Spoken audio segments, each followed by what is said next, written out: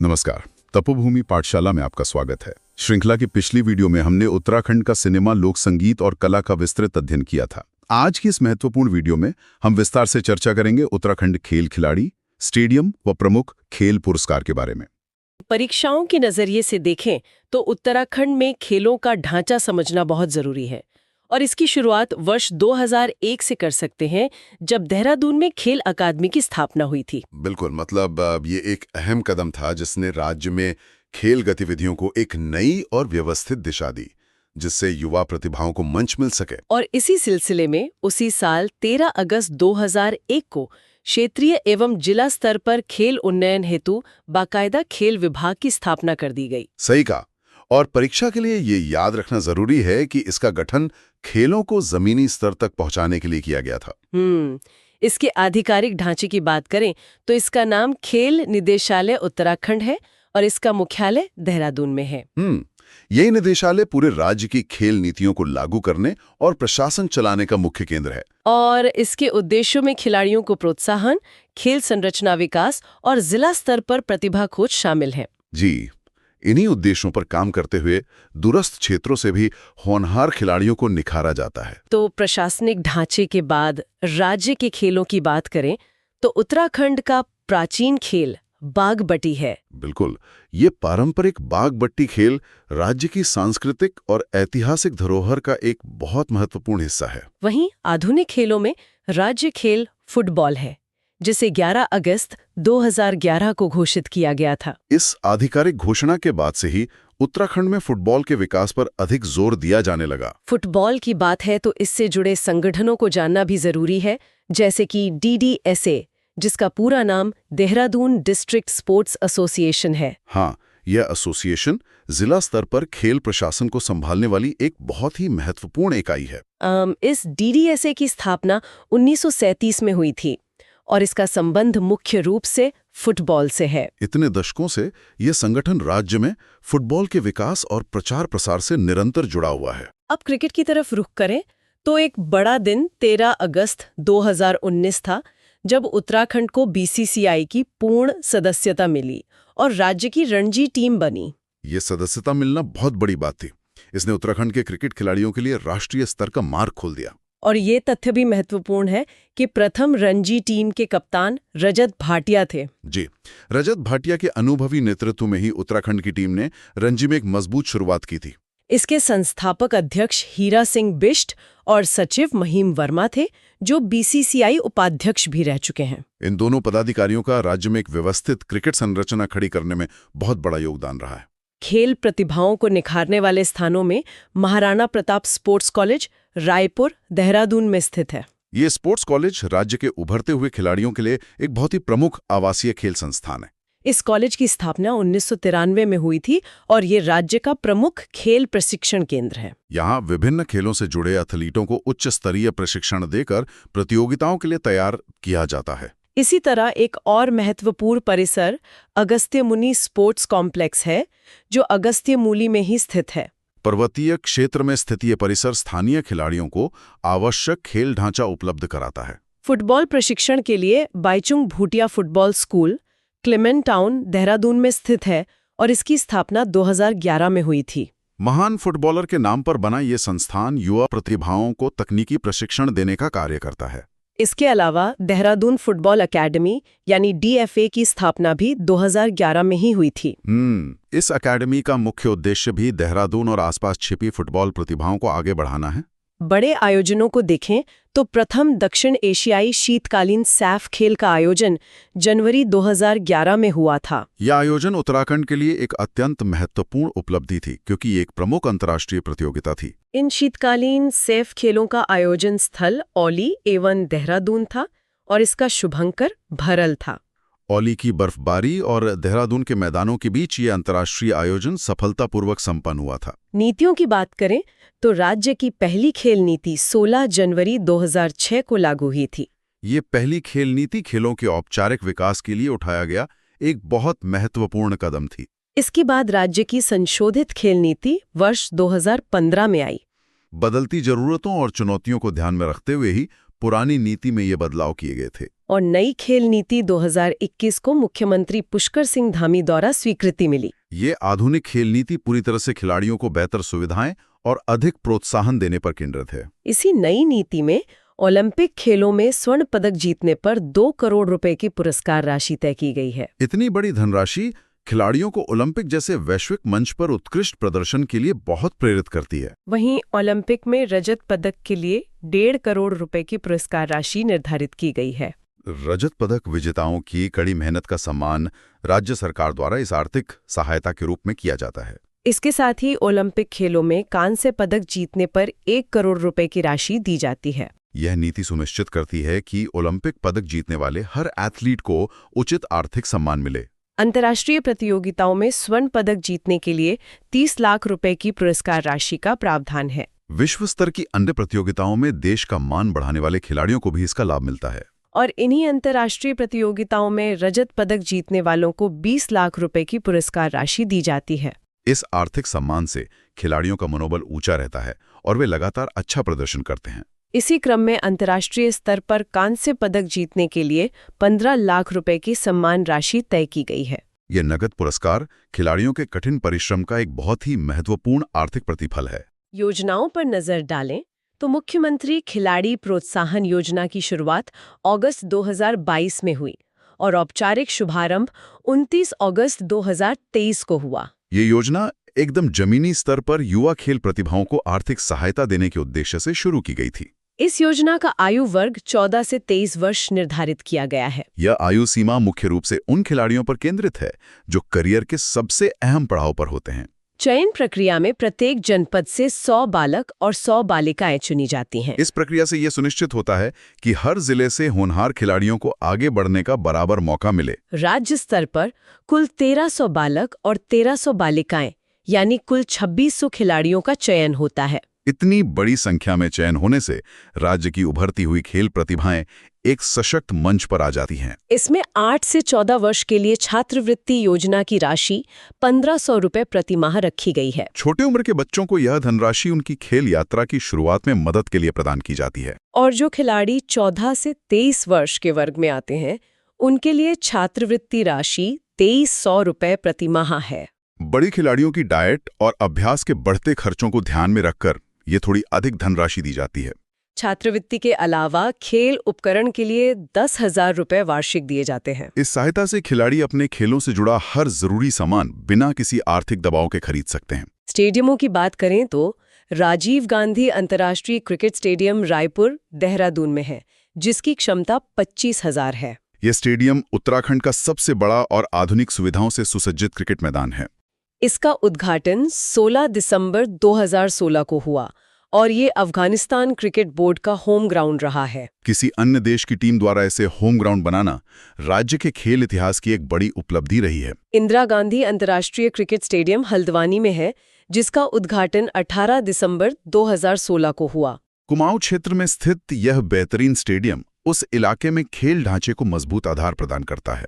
Ransi stadium, जिसे Jaswant Singh Rawat stadium भी कहते हैं, पौड़ी गढ़वाल में है और ये एशिया का दूसरा सबसे ऊंचाई पर स्थित स्टेडियम है। इतनी अत्यधिक ऊंचाई पर बना होना इस स्टेडियम को भौगोलिक और खेल दोनों दृष्टियों से खास बनाता है। परीक्षा के नजरिए से याद रखना है कि इसका शिलान्यास हेमवती नंदन बहुगुणा ने किया था। उनके द्वारा रखी गई ये नींव आज भी पर्वतीय क्षेत्र में खेलों को बढ़ावा दे रही है। खेल संस्थानों में नेहरू पर्वतारोहण संस्थान, जिसे निम कहते हैं, उत्तरकाशी में 14 नवंबर 1965 को स्थापित हुआ। पर्वतारोहण के क्षेत्र में ये पूरे भारत के सबसे प्रतिष्ठित प्रशिक्षण संस्थानों में गिना जाता है। शीतकालीन खेलों के लिए ITBP स्कीइंग संस्थान औली में है। इस विशिष्ट संस्थान में बर्फ से जुड़े खेलों और स्कीइंग का उच्च स्तरीय प्रशिक्षण दिया जाता है। साहसिक खेलों का एक और केंद्र पंडित नैन सिंह रावत पर्वतारोहण केंद्र मुनस्यारी में है। पिथौरागढ़ में स्थित यह केंद्र पर्वतारोहण की बुनियादी और एडवांस गतिविधियों का एक अहम प्रशिक्षण स्थल है। और हरि सिंह थापा स्पोर्ट्स कॉलेज लेलू पिथौरागढ़ में है। सीमांत क्षेत्र में बना यह स्पोर्ट्स कॉलेज ग्रामीण खेल प्रतिभाओं को निखारने का शानदार काम करता है। अब 38वें राष्ट्रीय खेल 2025 की बात करते हैं, जिनकी आयोजन अवधि 28 जनवरी से 14 फरवरी 2025 है। यह समय सीमा राज्य के खेल इतिहास में बहुत महत्वपूर्ण है, क्योंकि यह सबसे बड़ा खेल महाकुंभ है। और इस ऐतिहासिक आयोजन का मेजबान राज्य उत्तराखंड है। इतनी बड़ी खेल प्रतियोगिता की मेजबानी करना पूरे राज्य के लिए एक अभूतपूर्व उपलब्धि है। इसके उद्घाटन स्थल की बात करें तो ये राजीव गांधी अंतर्राष्ट्रीय क्रिकेट स्टेडियम है। देहरादून के इसी विशाल स्टेडियम से इस बड़ी राष्ट्रीय प्रतियोगिता का आधिकारिक आगाज निर्धारित हुआ। इसका उद्घाटन प्रधानमंत्री नरेंद्र मोदी द्वारा और समापन हल्द्वानी में गृह मंत्री अमित शाह द्वारा है। देश के शीर्ष नेतृत्व की उपस्थिति इन खेलों की गरिमा और राष्ट्रीय महत्व को पूरी तरह स्पष्ट करती है। इन खेलों का शुभंकर मौली है, जो एक मुनाल पक्षी है। मोनाल उत्तराखंड का राज्य पक्षी है, इसलिए इसे आधिकारिक पहचान के रूप में चुना गया है। इसकी टैगलाइन संकल्प से शिखर तक है। ये शानदार टैगलाइन खिलाड़ियों के दृढ़ निश्चय और सर्वोच्च लक्ष्य तक पहुंचने के जज्बे को दर्शाती है। और इस आयोजन का विषय या थीम ग्रीन गेम्स है। हिमालयी राज्य होने के नाते पर्यावरण संरक्षण को ध्यान में रखते हुए हरित आयोजन पर जोर दिया गया है। इसकी मशाल का नाम तेजस्विनी है और मशाल वाहक लक्ष्य सेन है। इस प्रख्यात खिलाड़ी द्वारा निकाली गई मशाल यात्रा पूरे उत्तराखंड में खेलों का सकारात्मक संदेश फैलाती है। थीम गीत हल्ला धूम धड़ाका है और एंथम आन बान शान दे शौर्य का प्रमाण दे। ये ऊर्जावान गीत खिलाड़ियों और दर्शकों के बीच जबरदस्त उत्साह का संचार करने के लिए तैयार किए गए हैं। आयोजन स्थल 8 जिले और 11 शहर हैं, जिनमें देहरादून, हरिद्वार, ऋषिकेश, हल्द्वानी, पिथौरागढ़, रुद्रपुर, टिहरी, टनकपुर, अल्मोड़ा, खटीमा और सातताल शामिल हैं। इतने शहरों में आयोजन होने से पूरे राज्य में एक साथ खेलों का एक शानदार माहौल स्थापित हो जाता है। उत्तराखंड का प्रदर्शन बहुत शानदार रहा और कुल 103 पदक जीते। पदकों का ये आंकड़ा राज्य के खिलाड़ियों की दिन रात की कड़ी मेहनत को स्पष्ट रूप से दर्शाता है। इन पदकों में 24 स्वर्ण, 35 रजत और 44 कांस्य पदक शामिल हैं। यह वर्गीकरण विभिन्न खेल विधाओं में उत्तराखंड के खिलाड़ियों की श्रेष्ठता को प्रमाणित करता है। इस शानदार प्रदर्शन के साथ पदक तालिका में उत्तराखंड का 7वां स्थान रहा। देश में खेल प्रतिभाओं के बीच शीर्ष 10 राज्यों में जगह बनाना एक बहुत बड़ी खेल उपलब्धि है। शीर्ष 3 राज्य services sports control board, Maharashtra और हरियाणा रहे हैं। ये तीनों ही टीमें काफी मजबूत मानी जाती हैं और इन्होंने राष्ट्रीय स्तर पर अपना वर्चस्व कायम रखा है। राज्य का पहला पदक ज्योति वर्मा ने वुशु में जीता, जो कांस्य पदक था। इस कांस्य पदक के साथ ही प्रतियोगिता में राज्य का खाता खुला और खिलाड़ियों का मनोबल बढ़ा। और राज्य का पहला स्वर्ण अचोंग तपस ने वुशु में जीता। उन्होंने वुशु प्रतिस्पर्धा में अपना सर्वोच्च प्रदर्शन किया और राज्य को पहला स्वर्ण दिलाया। ओलंपिक में उत्तराखंड के इतिहास को देखें तो 1956 में हरदयाल सिंह ने हॉकी में स्वर्ण पदक जीता था। ये तथ्य महत्वपूर्ण है क्योंकि ओलंपिक का वो स्वर्ण पदक राज्य के खेल इतिहास का अत्यंत गौरवपूर्ण क्षण था। पेरिस ओलंपिक 2024 में उत्तराखंड से 4 खिलाड़ी शामिल हुए। पूरी दुनिया के एथलीटों के बीच राज्य से 4 खिलाड़ियों का इतने बड़े मंच तक पहुंचना सम्मान की बात है। ये खिलाड़ी हैं लक्ष्य सेन बैडमिंटन में, परमजीत सिंह बिष्ट एथलेटिक्स में, सूरज पवार वॉक रेस में और अंकिता ध्यानी 5000 मीटर में। इन सभी एथलीटों ने अपने विशिष्ट खेलों में उत्कृष्ट प्रदर्शन करके ओलंपिक में स्थान हासिल किया। इसमें महिला प्रतिनिधि अंकिता ध्यानी है। एथलीटों के लिए एक सशक्त और प्रेरणादायक उदाहरण है। वो वंदना कटारिया के बाद दूसरी महिला ओलंपियन है। यह आंकड़ा इस बात को रेखांकित करता है कि उत्तराखंड में महिला खेलों का स्तर निरंतर आगे बढ़ रहा है। खेलो इंडिया विंटर गेम्स 2025 का आयोजन लेह लद्दाख में जनवरी और गुलमर्ग में मार्च में हुआ। हिमालय की इन बर्फीली लोकेशंस पर शीतकालीन खेलों की यह अहम प्रतियोगिता सफलतापूर्वक संपन्न हुई। उत्तराखंड ने 1 स्वर्ण, 2 रजत और 3 कांस्य जीतकर 10वां स्थान प्राप्त किया। शीर्ष 10 में जगह बनाना राज्य के शीतकालीन खेलों में आ रहे निरंतर सुधार को दिखाता है। इसका शुभंकर हिम तेंदुआ था, जिसे शीन एशी नाम दिया गया था। इस शुभंकर को चुनने का उद्देश्य दुर्लभ वन्यजीव के संरक्षण का कड़ा संदेश देना था।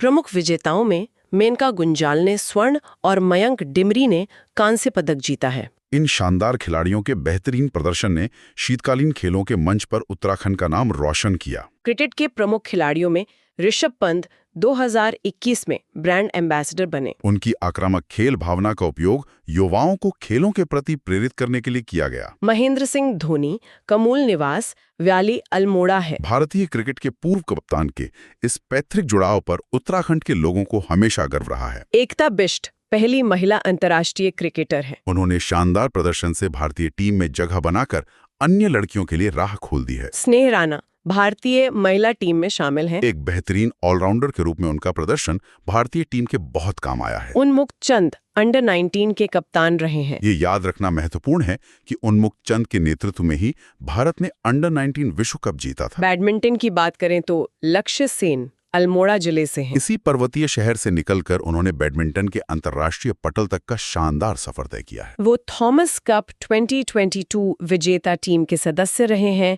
राष्ट्रमंडल खेल 2022 में स्वर्ण जीता है और 2022 का अर्जुन पुरस्कार प्राप्त किया है। लक्ष्य की इन लगातार उपलब्धियों ने भारतीय बैडमिंटन के इतिहास में एक नया अध्याय जोड़ दिया है। मनोज सरकार ने पैरा बैडमिंटन की SL3 श्रेणी में पैरालंपिक कांस्य जीता है और 2018 का अर्जुन पुरस्कार प्राप्त किया है। शारीरिक चुनौतियों को पार करते हुए अंतर्राष्ट्रीय मंच पर उनका पदक जीतना अत्यधिक प्रेरणादायक है। मुक्केबाजी में हरी सिंह थापा भारतीय बॉक्सिंग के पितामह है। देश भर में बॉक्सिंग को लोकप्रिय बनाने में हरी सिंह थापा का योगदान अतुलनीय माना जाता है। पद्म बहादुर मल्ल ने एशियाई स्वर्ण जीता है। भारत और उत्तराखंड के लिए उनका ये ऐतिहासिक स्वर्ण पदक हमेशा से बहुत महत्व रखता है। प्रियंका चौधरी ने एशियन कांस्य जीता है। अपनी इस जीत से उन्होंने अंतर्राष्ट्रीय स्तर की महिला मुक्केबाजी में मजबूत उपस्थिति दर्ज की है। निकिता चंद ने जूनियर एशियन स्वर्ण 2023 जीता है। जूनियर स्तर पर मिली उनकी ये बड़ी सफलता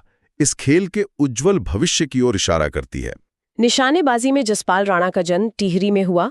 उन्हें 1994 में अर्जुन पुरस्कार और 2019 में द्रोणाचार्य पुरस्कार मिला और उन्होंने एशियाई व राष्ट्रमंडल स्वर्ण भी जीते।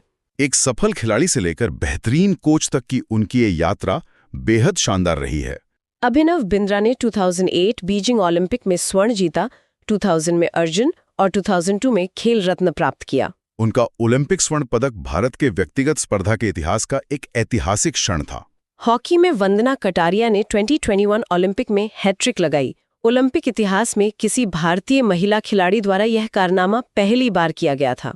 हरदयाल सिंह ने 1956 में स्वर्ण जीता। यह तथ्य राज्य के खेल इतिहास में हॉकी के उस स्वर्णिम युग की याद दिलाता है। सीता गुसाई को अर्जुन पुरस्कार मिला है। सीता गुसाई का खेल हमेशा ही बहुत उच्च स्तर का और आक्रामक रहा है। पर्वतारोहण की शुरुआत 1905 में TG लॉन्गस्टाफ द्वारा हुई। इसी अभियान ने राज्य में आधिकारिक रूप से पर्वतारोहण की मजबूत नींव रखी थी। नंदा देवी की ऊंचाई 7,817 मीटर है। विशाल ऊंचाई और कठिन रास्तों के कारण ये पर्वत दुनिया भर के पर्वतारोहियों के लिए बड़ी चुनौती रहा है।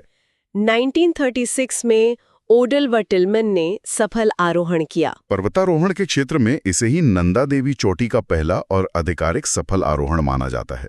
1965 में नेहरू इंस्टीट्यूट ऑफ माउंटेनियरिंग की स्थापना हुई। ये प्रतिष्ठित संस्थान देश भर के युवाओं को बेहद कुशल पर्वतारोही बनाने का काम लगातार कर रहा है। बछेंद्री पाल ने 23 मई 1984 को एवरेस्ट फतह किया। ये एक ऐतिहासिक तारीख है क्योंकि इसी दिन उन्होंने उस चोटी पर कदम रखा था। वह भारत की पहली महिला एवरेस्ट विजेता हैं और उन्हें पद्मश्री 1984, अर्जुन पुरस्कार 1986 और पद्म भूषण 2019 मिला है। ये सभी बड़े राष्ट्रीय सम्मान पहाड़ों के प्रति उनके समर्पण और असाधारण साहस को दर्शाते हैं। हर्षवंती बिष्ट ने 1981 में नंदा देवी का आरोहण किया। नंदा देवी जैसी मुश्किल चोटी पर चढ़ना निश्चित रूप से उनकी एक शानदार उपलब्धि थी। चंद्रप्रभा एतवाल को माउंटेन गोट कहा जाता है। पहाड़ों पर बिना थके चढ़ने की बेहतरीन क्षमता ने उन्हें ये खास पहचान दिलाई है। सविता कंसवाल ने 2022 में एवरेस्ट फतह किया और उन्हें 2024 में मरणोपरांत तेंजिंग पुरस्कार मिला। उनका असीम साहस और एक हादसे में निधन के बाद मिला ये सर्वोच्च सम्मान हमेशा याद रखा जाएगा। लवराज सिंह धर्मशक्तु ने 7 बार एवरेस्ट पर चढ़ाई की है। सबसे ऊंची चोटी पर इतनी बार फतेह हासिल करना एक इंसान के अविश्वसनीय संकल्प को स्पष्ट रूप से दर्शाता है। प्रमुख खेल पुरस्कारों में देवभूमि खेल रत्न का प्रारंभ 2013 में हुआ। इसकी राशि 5 लाख रुपए है और प्रथम विजेता जसपाल राणा हैं। ये वास्तव में किसी भी खिलाड़ी के सर्वश्रेष्ठ प्रदर्शन के लिए दिया जाने वाला राज्य का सर्वोच्च खेल सम्मान है। देवभूमि द्रोणाचार्य पुरस्कार की राशि 3 लाख रुपए है और प्रथम विजेता हरि सिंह थापा 2013 है। यह महत्वपूर्ण पुरस्कार खेल प्रशिक्षकों को उत्कृष्ट मार्गदर्शन के लिए प्रदान किया जाता है। लाइफ टाइम अचीवमेंट पुरस्कार की राशि 5 लाख रुपए है और प्रथम विजेता पद्म बहादुर मल्ल हैं। यह विशेष सम्मान जीवन भर खेलों के विकास में दिए गए योगदान के लिए दिया जाता है। निर्माणाधीन स्टेडियमों में श्री परिपूर्णानंद स्टेडियम मुनि की रेती टिहरी में है। टिहरी में ये स्टेडियम स्थानीय युवाओं के लिए खेल की नई संभावनाएं खोल रहा है। चंपावत में शूटिंग रेंज है। इसके बनने से निशानेबाजी की नई प्रतिभाओं को कुशलता निखारने का मौका मिल रहा है। गदरपुर में एक्सरसाइज हॉल है। ये हॉल खिलाड़ियों की बुनियादी फिटनेस और इंडोर प्रशिक्षण के लिए बहुत उपयोगी साबित हो रहा है। अल्मोड़ा में हेमवती नंदन बहुगुणा स्टेडियम है, जिसे रात्रि स्टेडियम के रूप में विकसित किया गया है। फ्लड लाइट्स लग जाने से अब यहाँ रात के समय भी खेल प्रतियोगिताओं का आयोजन संभव हो गया है। रुद्रपुर में वेलोड्रोम है। ये वेलोड्रोम साइकिलिंग जैसे खेल को बढ़ावा देने और सुरक्षित माहौल देने के लिए महत्वपूर्ण है। हरि सिंह थापा स्पोर्ट्स कॉलेज लेलू पिथौरागढ़ में 08 लेन 400 मीटर सिंथेटिक ट्रैक है। अंतर्राष्ट्रीय मानकों वाले इस आधुनिक ट्रैक से एथलीटों को उच्च स्तरीय अभ्यास में मदद मिलती है। श्रीनगर में CDS विपिन रावत स्टेडियम है, जिसका पूर्व नाम श्रीकोट गंगा नाली स्टेडियम था और यहाँ 08 लेन ट्रैक निर्माणाधीन है। काम पूरा हो जाने के बाद ये गढ़वाल क्षेत्र के युवा एथलीटों के लिए एक उपयोगी मंच साबित होगा। साहसिक खेल स्थलों में स्कीइंग का प्रमुख स्थल औली है और अन्य स्थल पिंडारी ग्लेशियर, दयारा बुग्याल, मिलम, रालम और पनवाली हैं। इन खूबसूरत बर्फीली ढलानों पर सर्दियों के मौसम में स्कीइंग का अभ्यास किया जाता है। रिवर राफ्टिंग ऋषिकेश के कोडियाला व शिवपुरी, टिहरी झील और विकासनगर के आसन बैराज में होती है। नदियों और झीलों में राफ्टिंग का अनुभव उत्तराखंड में साहसिक खेलों का मुख्य आकर्षण है। पालनोकयन, नैनीताल झील और नानक सागर में होता है। इन शांत जल स्रोतों पर हवा के रुख के साथ नौकायन का शानदार अभ्यास किया जाता है। रॉक क्लाइंबिंग टिहरी के बुरांस खांडा, उत्तरकाशी के सोनगढ़ व टेखला, चमोली के थराली व तपोवन और नैनीताल के 12 पत्थर में होती है। ये चट्टानी स्थान पहाड़ों पर सुरक्षित चढ़ाई की तकनीक सीखने के लिए आदर्श माने जाते हैं। पर्वतारोहण के तथ्यों को दोहराएं तो 1905 में TG लॉन्गस्टाफ द्वारा शुरुआत हुई। यह अभियान राज्य के पर्वतारोहण इतिहास की सबसे पहली और आधिकारिक चढ़ाई मानी जाती है। नंदा देवी को किलर माउंटेन कहा जाता है, जिसकी ऊंचाई 7,817 मीटर है।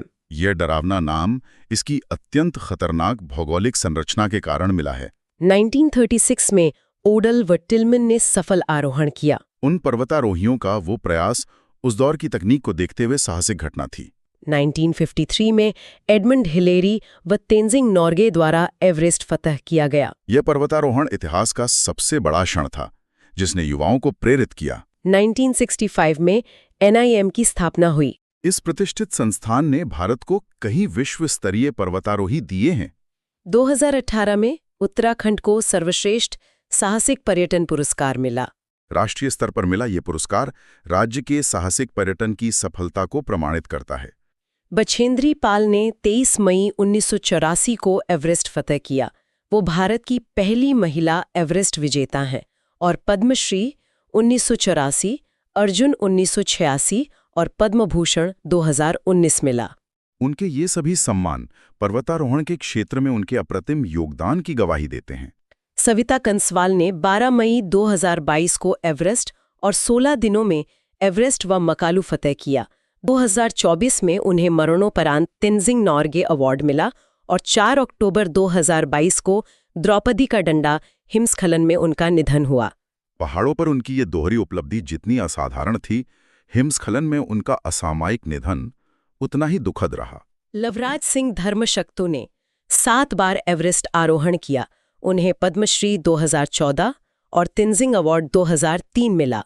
एवरेस्ट जैसे दुर्गम पर्वत पर उनकी निरंतर सफलता और पहाड़ों के प्रति समर्पण अद्भुत हैं। अन्य प्रमुख नामों में Harish Chandra Singh Rawat 1965 Everest, Kanhaiya Lal Pokhriyal 1992 Everest, Savita Martolia 1993 Everest, सुमन कुटियाल, ताशी वन्नुंशी मलिक 7 समिट्स, शीतल राज, कंचनजंगा व Everest, Harshwanti Bisht 1981 Nanda Devi, Chandraprabha एथवाल mountain goat और देवयानी सेमवाल किलिमंजारो शामिल हैं। इन साहसी पर्वतारोहियों ने अपने शानदार अभियानों से उत्तराखंड का नाम पूरी दुनिया में रोशन किया है। ट्रैक ऑफ द ईयर पुरस्कारों में 2015 में दयारा बुग्याल को सम्मान मिला।